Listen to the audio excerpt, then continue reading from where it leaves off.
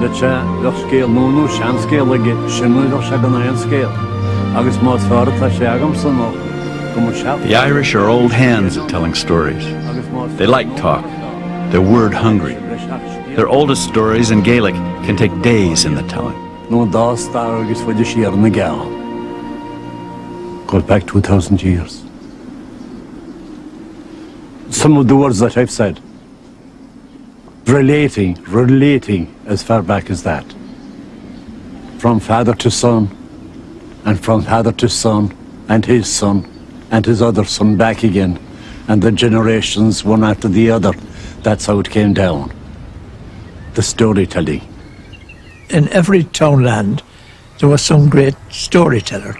And he didn't tell the truth. In most cases, he never told the truth. But he would look forward to coming into the house at night, because he always had these yarns and stories. Because from the month of October, they sat at night in semi-darkness. And there was no other way of amusing themselves, only to tell stories. It was fun. Of course it was fun. That was all the fun you knew. Thousands upon thousands of people, many of them my relatives, left these glens and valleys to go out to the United States, fleeing from hunger and disease. When I stand here, I can see 500 years of my family's history.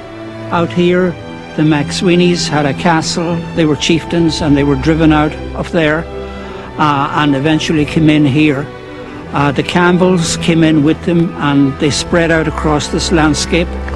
Other branches of my family, the Gallaghers, the Boyles, the O'Donnells, the Dohertys, all lived in these glens and stayed there until the 1840s when, as a result of the Great Hunger, they moved out of these glens in droves and went out to Pennsylvania, to Boston, to New Jersey and to New York and all across the United States.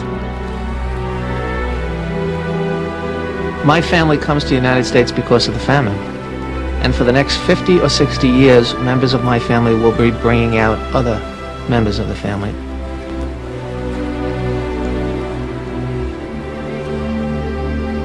The communities that will be established around the world that the Irish will go to will be created by the famine Irish. That will be the molding experience for generations of immigrants to come. They'll all be touched to one extent or another by the experience of the famine.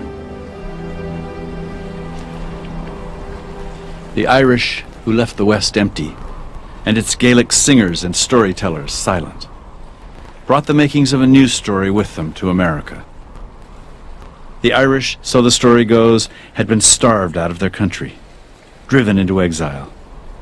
But they were a chosen people, destined one day to take their rightful place among the peoples of the earth. On that story, told and retold, the Irish would build for themselves a new communal life. A new Ireland would emerge in America, with new songs to sing.